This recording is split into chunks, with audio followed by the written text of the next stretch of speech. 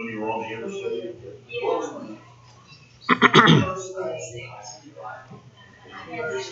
Shut down that big hard quarterback there. Yeah.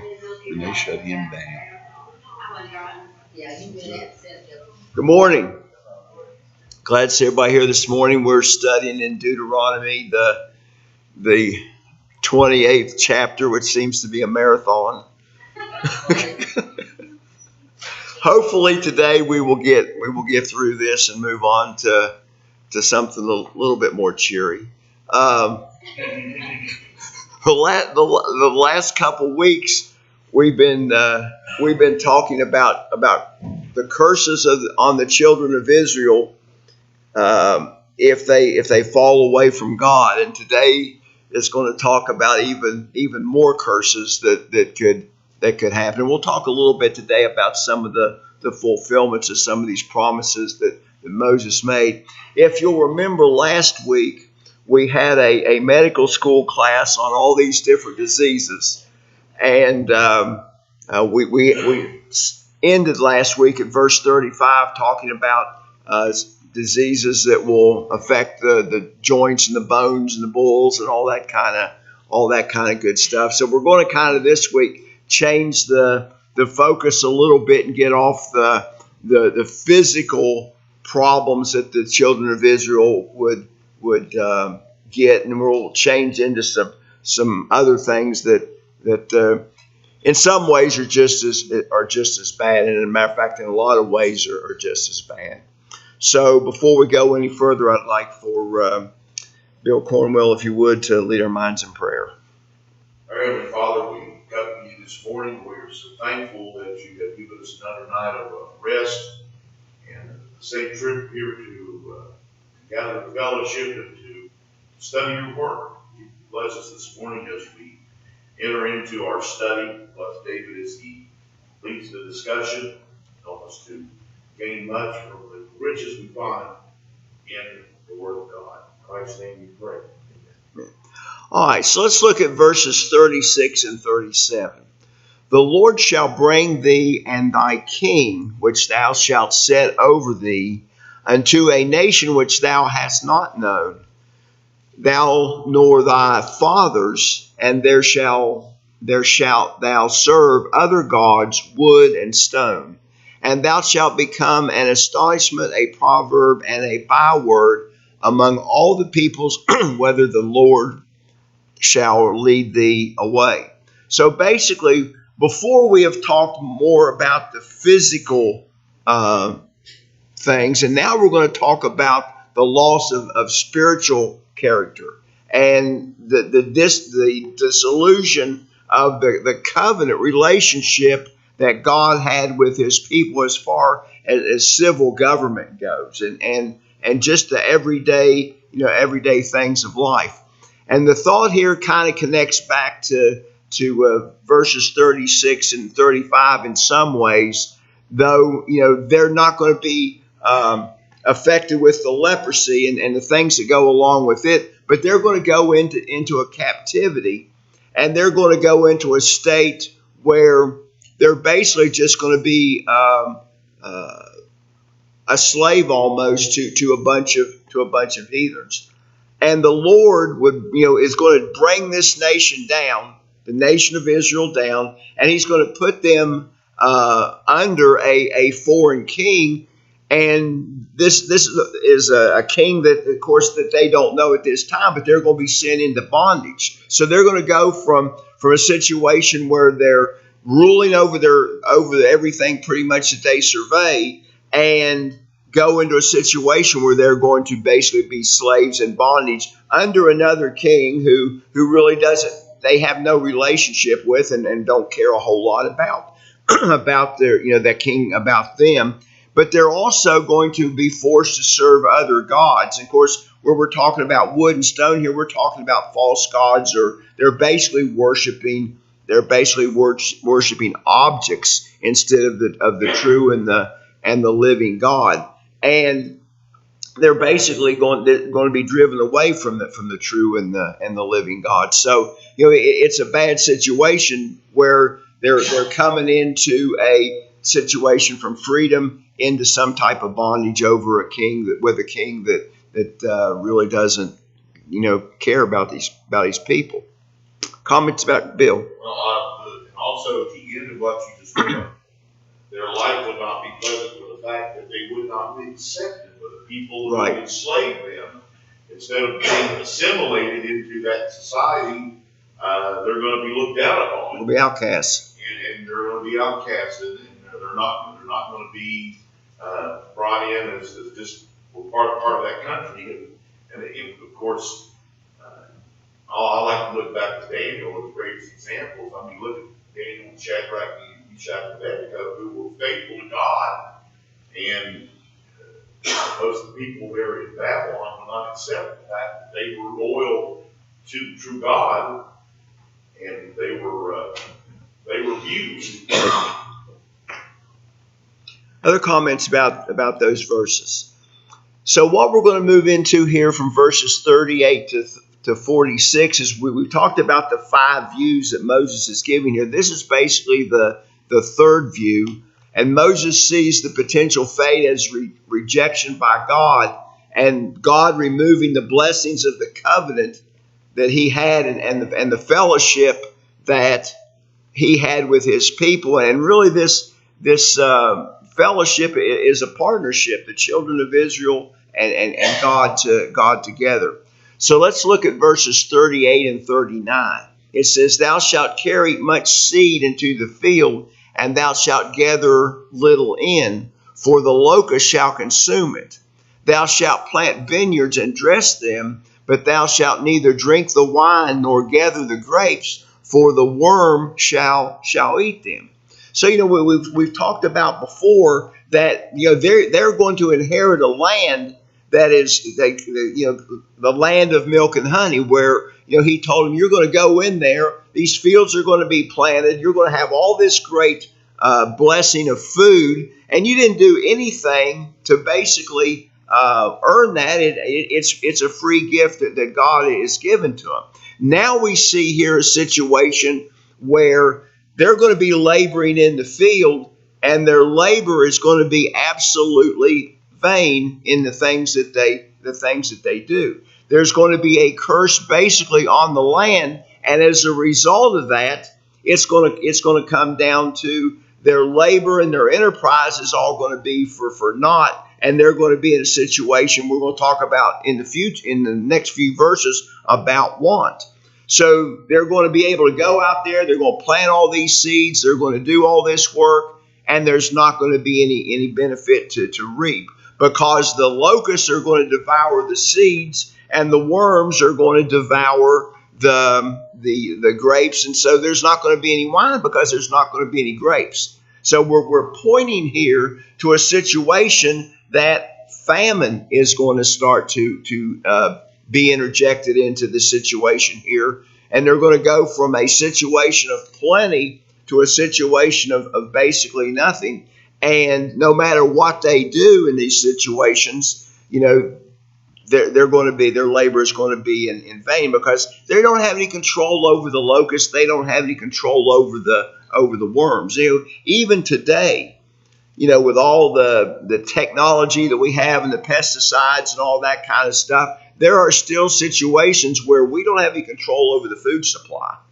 And, you can get out there and work and do all the things necessary to have a good garden, and a windstorm could come along, or we could have a heat wave and everything just shrivel up. So, really, we're dependent on God for good weather and our food and everything, because he has control of nature.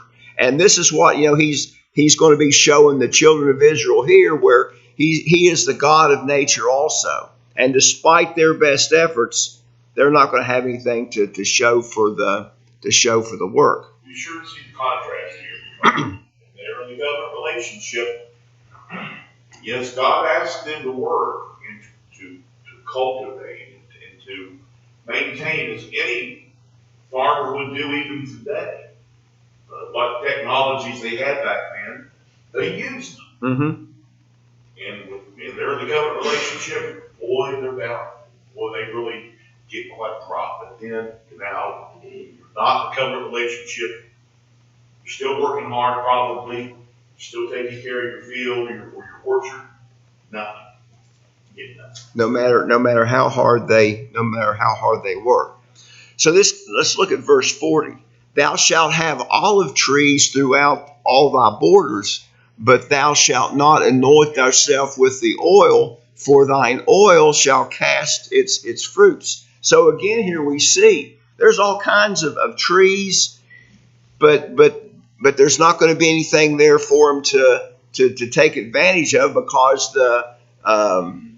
they're going to be plundered, and they're going to be rooted out. And you're looking at it, I want to use this, but it's not going to be there to use it. It's going to be not necessarily gone to waste, but plundered and gone to other sources, and it's not going to have the harvest that they would expect. And we don't think as much about olive oil today as they did back then. I mean, this was a big deal that this was happening.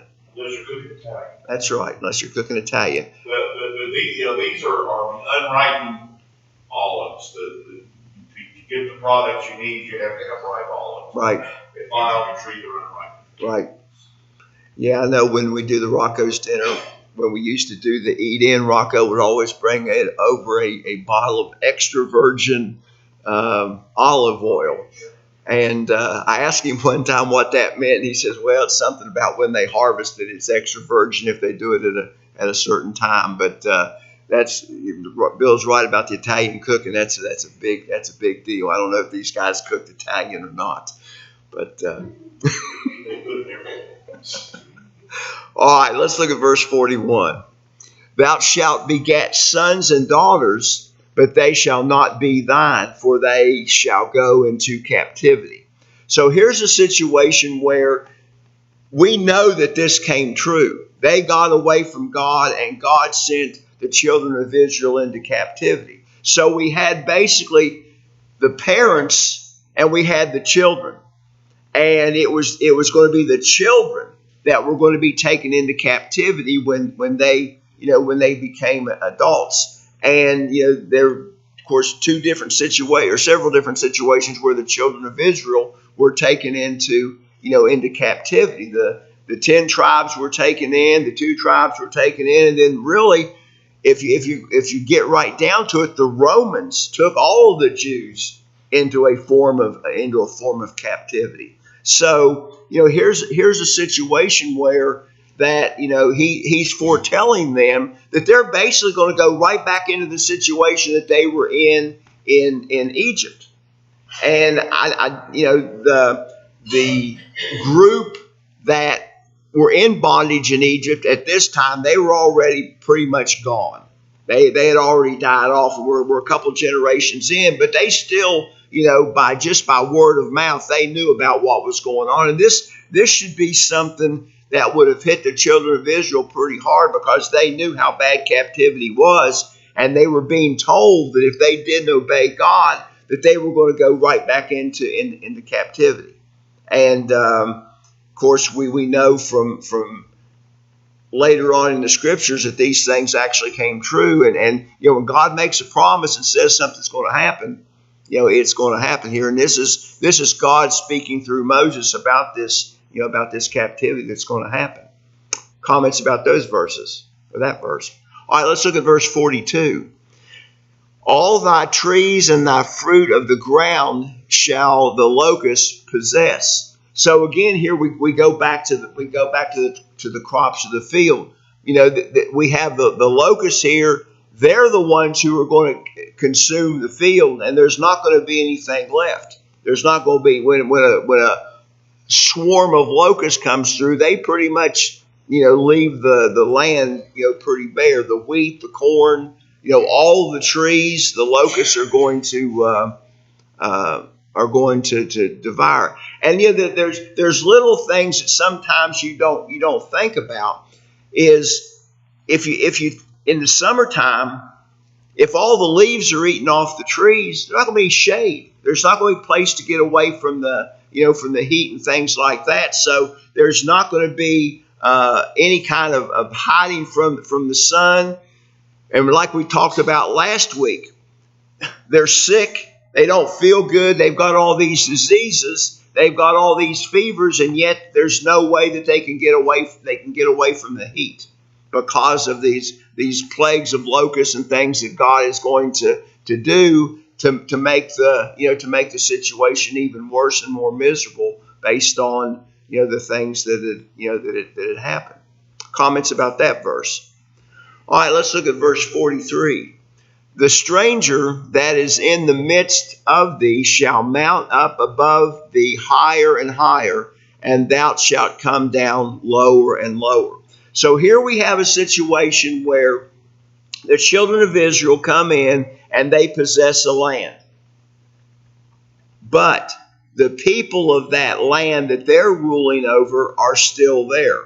So here he's talking about here that the people, the strangers that are in their midst, the people that they really don't pay any attention to, the people who are down at the lower end of the economic ladder, are all of a sudden going to ascend that ladder, and the children of Israel who have the wealth and the power, the authority, all the honor, the dignity, they're going to be, all that's going to be taken away from them, and they're going to be down in the bottom of rung of the ladder, and they're going to have to deal with the situation, the situation that they're going to have to be in there. And so they're going to be very low, which is about as low as you can get. And there's been several situations that we read about in the Bible where the children of Israel were put down and basically were slaves. And in that day and time, that was just about as low as you could get by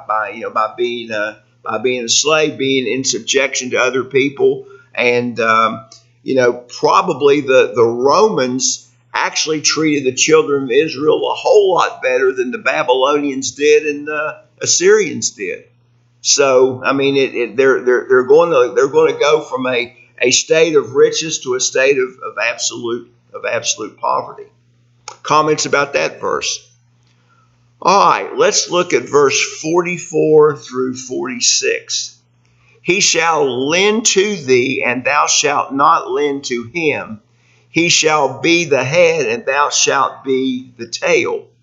And all these curses shall come upon thee, and shall pursue thee, and overtake thee, till thou be destroyed, because thou hearken not unto the voice of the Lord thy God, to keep his commandments and his statutes, which he command thee. And they shall be upon thee for a sign, for a wonder, and upon thy seed forever. So basically, this is the opposite of what we talked about in verses 12 and 13 that's going to come to pass. And he's telling these people that these curses are going to be a sign and a wonder. This is something you're going to think about. When these things start to happen, you're going to start to remember why you have got yourself into this situation. And the reason is because they haven't followed the precepts that God had set forth for them to do. And this forever part applies to all these generations that are going to be smitten by these curses. It was not going to be a thing that, well, it's going to happen for a year or so and it's going to go away. This is something that's going to be continuous. These captivities and the things that are going to happen to the children of Israel weren't short-term things. They were things that were going to go on and on forever, for generations and generations, simply because the children of Israel rejected the things that God had. They got living high on the hog, and they forgot who was giving them their blessings. And that's pretty much what this boils down to. God told them to stay away from. Yeah. God told them to stay away from these people that they had conquered, but they didn't listen to that. And as things slowly got together, they exactly what God said was going to happen because of these interactions did happen, and they were going to pay the price for it. It's interesting how things flipped here, because we studied in earlier chapters where a foreigner or a stranger is the preferred. Mm-hmm. If it's one who's poor and needs assistance, they were to assist them. But now, foreigners are basically in control. And they're not going to assist them. As the scripture says, the Israelites are the tail now. Right. I love it. And the help was not forthcoming from this bunch. It was a whole different situation. They were not looking at the Israelites in the same way. The Israelites were actually instructed by Moses to look at the stranger. Right. Right. And it wasn't in their culture to do that. All right. So verses 47 through 57, again, this is the fourth view, and it pictures Israel invaded, conquered, and brutalized by their enemies, and their situation becomes so horrible that many would starve. And basically what we're going to see here, they're so hungry they're going to eat their own children. Now, that's a pretty bad situation where you start eating your own children. And I will try not to gross you out in this part, but some of the stuff that the words that were in the original text were probably a little bit more graphic than what we're going to see in the translations that we normally look at. So yeah. So let's look starting out with verses 47 and 48. Because thou servest not the Lord thy God with joyfulness and with gladness of heart by reason of the abundance of all things, therefore thou shalt serve thine enemies, which the Lord shall send against thee in hunger and in thirst and in nakedness and in want of all things, and he shall put a yoke of iron upon thy neck until he hath destroyed thee. So because the children of Israel were not serving the Lord its God with in the proper manner, with joy and with gladness, and be thankful for all the abundance that God has given them, God is going to send in a group of enemies, and these enemies are going to conquer them. And like we talked about before, they were going to go from the height to the low. And he enumerates the thing. They're going to be hungry, they're going to be thirsty, they're going to be naked, and they want anything that they need, they're not going to have. And the oppression is going to be so bad that it will be like having an iron yoke around your neck. And we've seen in past history where they have put people in irons and things along that line. And it's not a comfortable situation to have an iron yoke around your neck and irons on your ankles and your arms and things along that line. And that's probably the hardest type of slavery that you're going to deal with. And that's what the Lord Moses is telling the people of Israel, that this is what they've got to look forward to, going from a situation of plenty to a situation basically of nothing. They don't have anything. So let's look at verses 49 and 50. The Lord shall bring a nation against thee from far, from the end of the earth, as the eagle flieth, a nation whose tongue thou shalt not understand, a nation of fierce countenance, which shall not regard the person of the old, nor show favor to the young. So the Lord is going to bring a barbarous nation, a nation that the children of Israel basically have no knowledge of or no relationship with. And this is a nation that is hard and without pity. And of course, from afar is still further strengthened, by the addition of the word from the end of the earth. So I mean, this is way away from the situation that they're in now. The greater distance off, the more terrible the foe appears to be. Of course, in their minds, probably 300 miles would be the ends of the earth. Yeah, so and we're talking where the threat's coming from. That's about where it would come. Right, and I mean, I was thinking about today. you look at how far Afghanistan is from the United States, and the lifestyle that we have here, and the lifestyle that goes on over in Afghanistan, and the things that are going on over there again.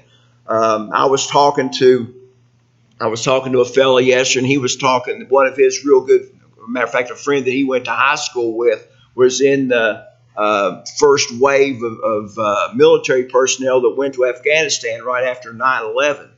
And he said that it was absolutely horrible, the conditions and the way that people were treated over there. They had absolutely no regard for human life. And I remember when Schwarzkopf gave that famous press conference, he was talking about atrocities that was happening in Kuwait when the Iraqis were withdrawing and leaving. And Schwarzkopf made the statement. He says, "I don't even think these people are part of the human race."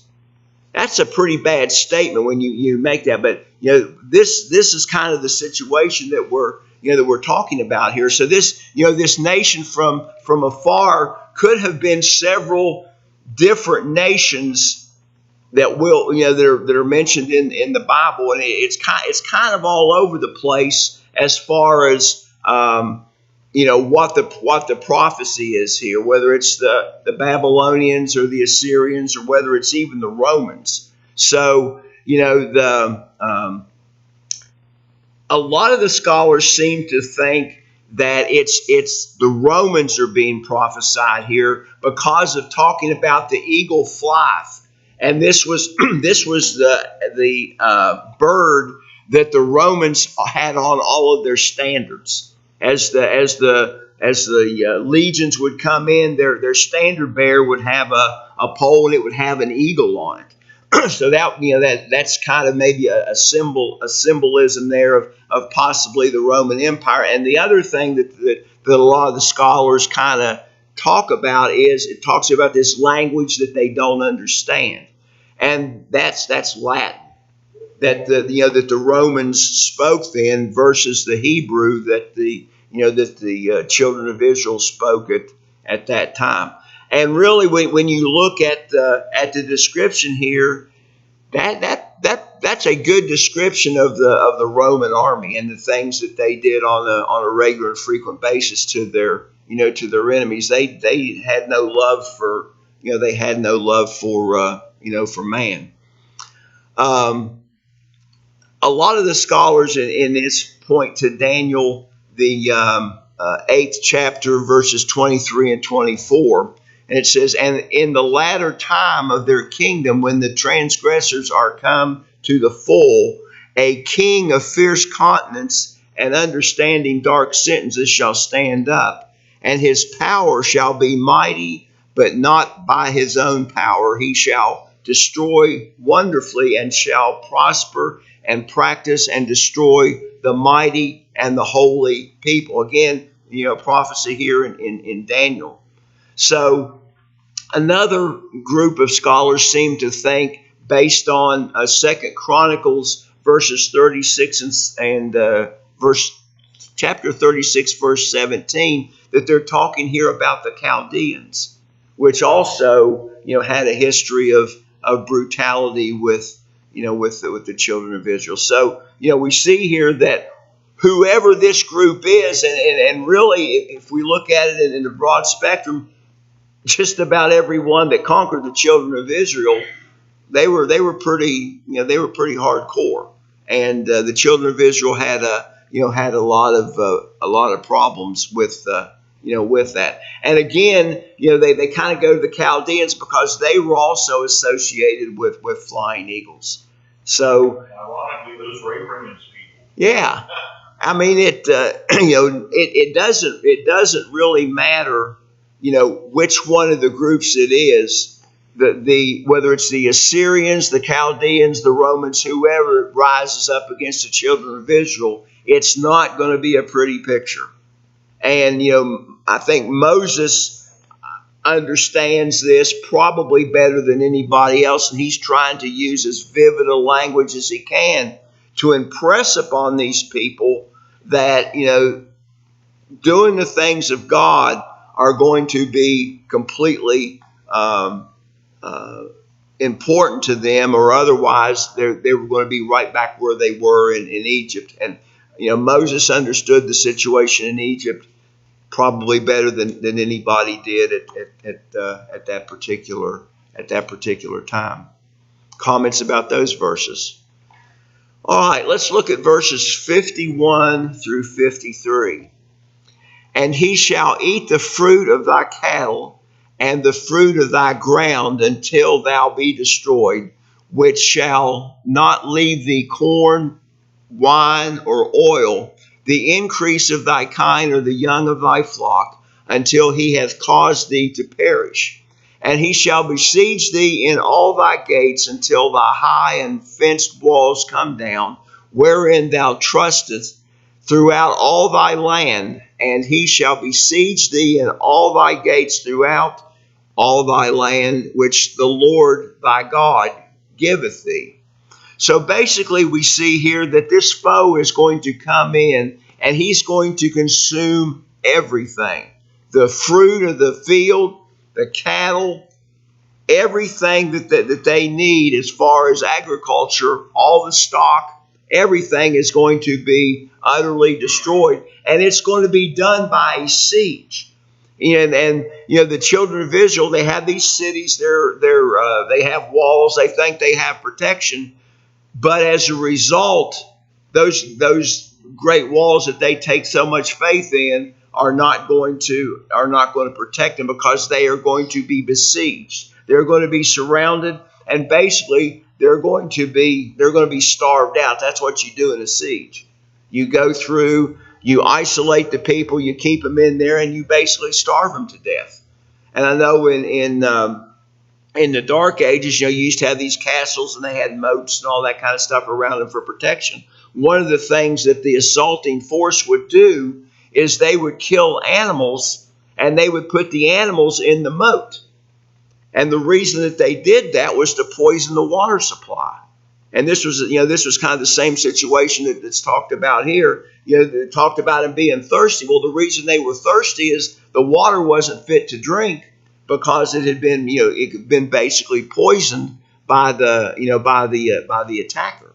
So let's move on to verse 53, and it says, "And thou shalt eat the fruit of thine own body, the flesh of thy son and of thy daughters, which the Lord thy God hath given thee, in the siege and in the straitness wherein thine enemies shall straiten thee." So basically we see here that they're getting pretty hungry, because now they're starting to go to cannibalism, and they're not eating the other guy, they're eating their own kids. And that's a pretty bad situation, where you get to the point where you start killing your own kids so that you can eat. And why would you kill your kids? Well, your kids probably aren't going to be able to fight back as good as an adult would. Most adult would probably put up a fight if you were going to try to eat them. But in a situation here, they could overpower their sons and their daughters pretty easily. But and basically this was a gift from God that they were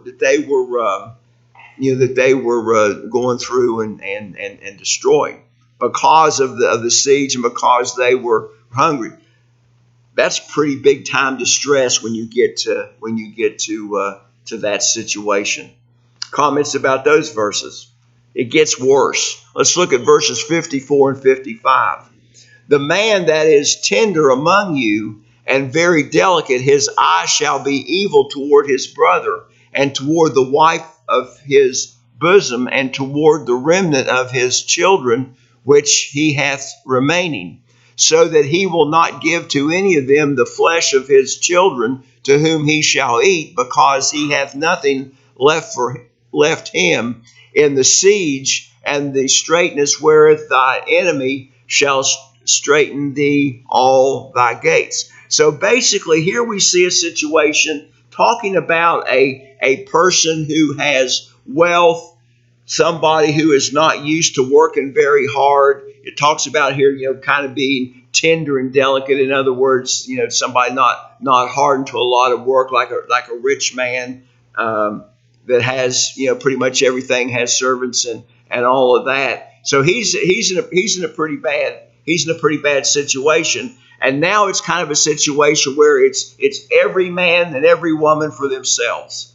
And he's looking around trying to find something to eat. And when he finds something to eat, then he's not going to share. Even to the point where he's even kind of taking a look at his wife to see how scrumptious she's going to be. And, that's the wife, the children, everybody pretty much is fair game. That anything that can be eaten, he's looking at this. And he's also looking to not share with anybody else. That's a pretty bad situation. And we know that this happened because Josephus has, in his writings, there's quite a bit written about these situations. I've got one quote here. It says that in every house where there was any appearance of food or anything that looked like it, that had the shadow of it, there was a battle, and the dearest friends fought one another, snatching away from each other for the miserable support of life. So, Josephus, and I've got some other quotes as we go through. So, yeah, basically. And, a lot of the Jewish historians write about this suffering that the Jews did in several situations along this line, that they didn't even have any type of food at all. And the people who were doing the siege, they could care less. They were consuming all the stuff that the people that were inside the walls were consuming. Bill, you think about this, how extreme it has gotten. When you have people, and the impression I get, they're fighting over the flesh of the child. Right.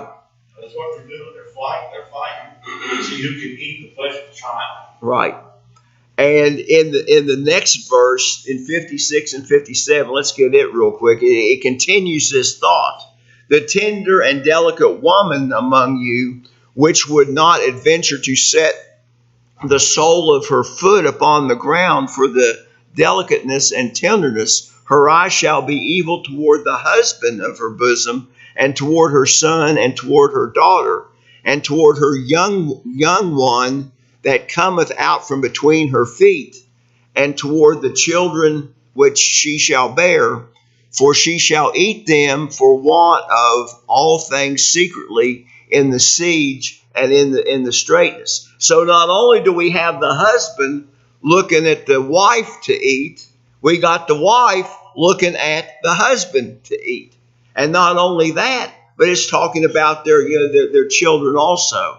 And we see here even to the point where that they're so hungry that they will eat a newborn. And there's quite a bit written by the scholars about what is in the original language here. And without being completely gross, what they're talking about here is the mother is eating the afterbirth.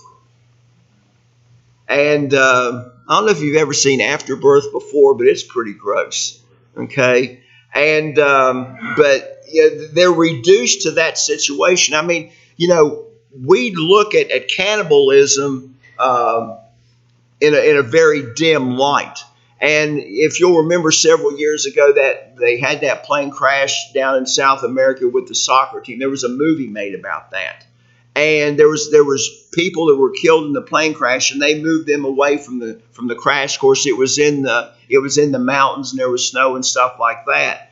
And the way that they stayed alive was cannibalism. But the difference there and the difference here is they were going out and they were cannibalizing, corpses basically. In this situation, they're not cannibalizing corpses. They're basically killing the people to eat them. That's a pretty bad situation when you get down to that. Yeah, Jeffrey Donner. Yeah. Yeah. So I mean, I don't think it gets a whole lot lower than what we're seeing here.